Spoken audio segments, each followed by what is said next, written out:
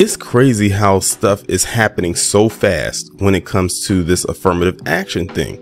Now, one of the recent videos that I did pertaining to affirmative action on the collegiate level was talking about how they are suing Harvard for legacy admissions and basically want that to go as well, because legacy admissions, whether you want to admit to it or not, is attached to affirmative actions, but they're trying to keep it separate for obvious reasons. But it looks like it's working, where it says top schools begin dropping legacy admissions after affirmative action hearing at ruling. Now, I don't know what top schools they are. This is going to be my first time actually looking at this article, but something that one of my followers on Twitter pointed out to me that I didn't even notice until they said something was, look at the picture. Okay, so you have a mixture of people there. You have PC, you have some black people. That black person looks like they could be non-FBA, I'm not sure. It looks like you have some Asians. Maybe it's a mixed bag there. But what they pointed out to me was how the people that benefit from affirmative action the most are right there dead front. Boom, boom. And ironically, she's holding a sign that says affirmative action yes. The irony of it all, considering they are the group that benefits the most from affirmative action. So it actually makes sense, even though many of them will never admit to it, even though there's been endless studies to show that that is definitely the case. Two top colleges are dropping the use of legacy admissions as criticism of the practice continues to mount in the wake of last month's Supreme Court ruling on affirmative action. On Tuesday, Wesleyan University announced it would stop giving prospective students an advantage if they were the children of alumni. The Pittsburgh Tribune Review reported Sunday that Carnegie Mellon University would no longer be considering relationships with alumni in its admission process. Who they are excited now, but I don't think this is going to end well. An applicant's connection to a Wesleyan graduate indicates little about that of applicant's ability to succeed at the university, meaning that legacy status has played a negligible role in our admission process for many years, President Michael Roth said in a statement. In a statement to the Tribune Review, a spokesman for Carnegie Mellon said, each applicant is evaluated by the same criteria irrespective of legacy status. CMU does this to ensure equity throughout the admission process for all students. Also, according to the Tribune Review, the University of Pittsburgh stopped considering relations to alumni in its process in 2020. The moves follow the Supreme Court ruling in June against the use of race-conscious admissions for colleges, which reignited efforts to eliminate the process of giving favorable treatment to children of alumni, although that wasn't reflected in recent data. For years, activists have been calling for an end to legacy admissions, a benefit that is sometimes called affirmative action for rich white people. And that's going to be the same people that's going to be pissed about this. But like I said, black people, this has nothing to do with us. All I can do is be the messenger. In an op-ed earlier this month, Representative Barbara Lee, who was black, wrote, "The Supreme Court did not strike down affirmative action for everyone. It was just taken away for everyone that's not wealthy and white." Harvard, which was the center of one of the Supreme Court cases, leans heavily on legacy admissions. A 2019 study found that 43% of white students at the university were legacies, athletes or related to donors, faculty, or staff, often referred to as ALDC, a catch-all term. Now, I'm curious. Now, they said 43% of the students who went there in 2019 were legacy students and they were white. I'm curious to know what percentage of white students that went there that were not white.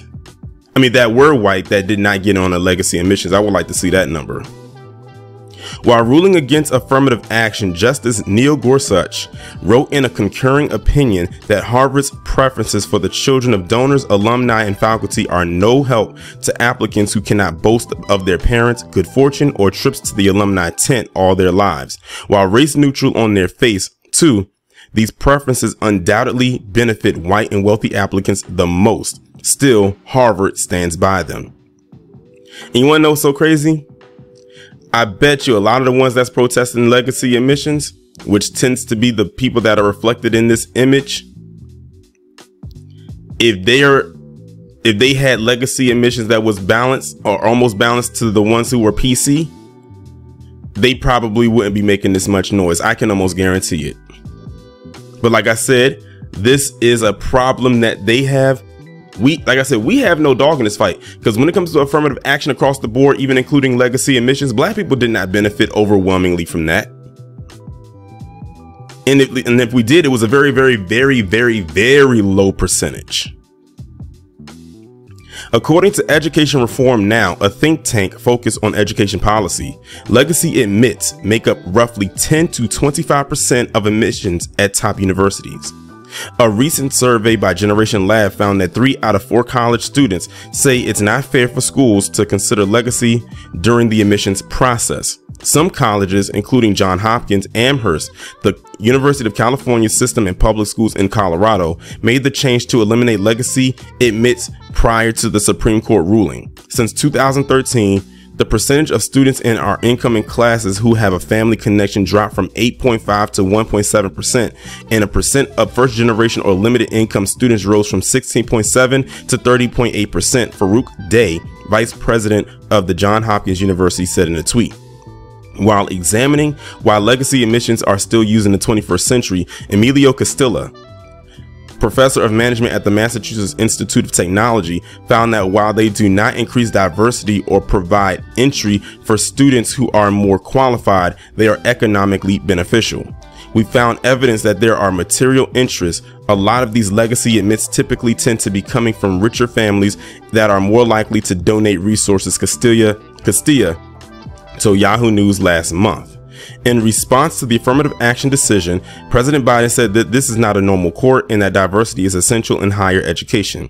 I'm directing the Department of Education to analyze what practices help build more inclusive and diverse student bodies and what practices that hold that back, practices like legacy admissions and other systems that expand privilege instead of opportunity.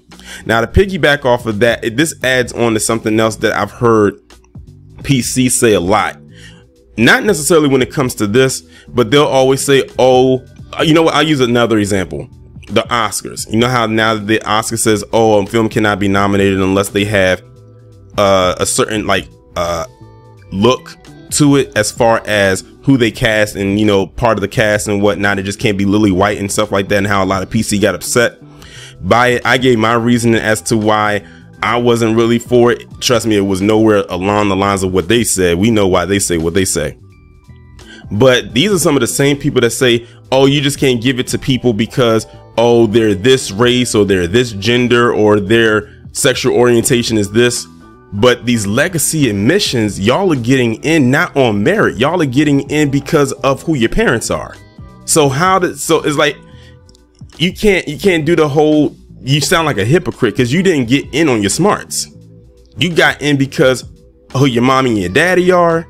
You know, they got money. They're able to donate. They may have a building or a statue or a hall or a wing, whatever, named after them. And that's how you got in. You didn't get in because you had a high GPA. You didn't get in because you are excelling in athletics. Because let's be real here. A lot of those legacy admissions, they are dumb as hell. Let's be completely honest with ourselves here. So if you're going to call that out, you got to call out everything. And we know they're not going to call out everything. Just days after affirmative action was struck down, Harvard was sued over alleged discrimination in its admissions process by favoring the students of alumni who tend to be wealthy and white, which I did a video on. The 3 minority advocacy groups cited the ruling in their suit. This preferential treatment has nothing to do with an applicant's merit. And didn't I just say that? I just said that. And that's true. It has nothing to do with their merit. It has everything to do with their parents and who their parents are and the money that they have. Instead, it is an unfair and unearned benefit that is conferred solely based on the family that the applicant is born into. This custom pattern in practice is exclusionary and discriminatory, is severely disadvantaged, and harms applicants of color. Last year, Representative Jamal Bowman and Senator Jeff Merkley introduced the Fair College Admissions for Students Act, a first-of-its-kind bill that seeks to stop universities from giving special treatment to children of alumni and donors. The legislators promoted the bill in the aftermath of the Supreme Court ruling and celebrated the move by Wesleyan, Awesome news, tweeted Bowman. Shout out to Wesleyan for ending legacy admissions. With the Supreme Court banning affirmative action, we need to make sure that wealthy white students don't get a leg up either. Now let's pass my bill to ban legacy admissions across the country. So there you have it.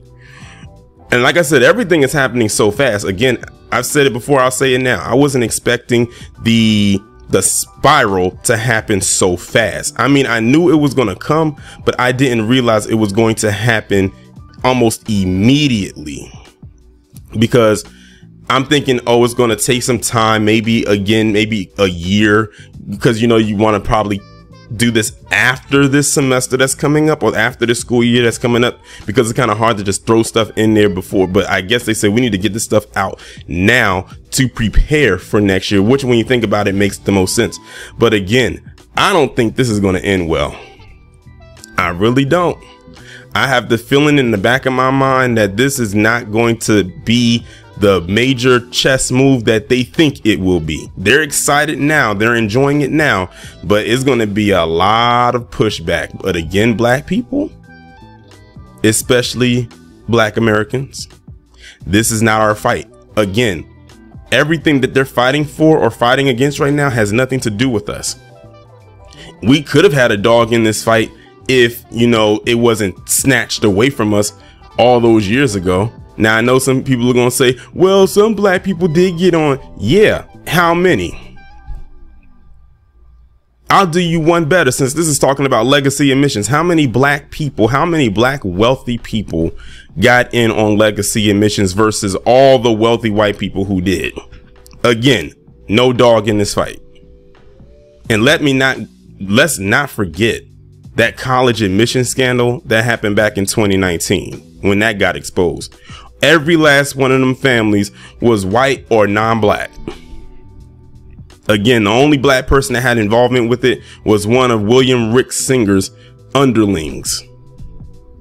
He was the only black person that was involved, but he wasn't a parent of a child that he got thrown into the scandal along with all those other white and non-black families. But they want to sit up here and talk about merit. Okay. If they say so, I guess.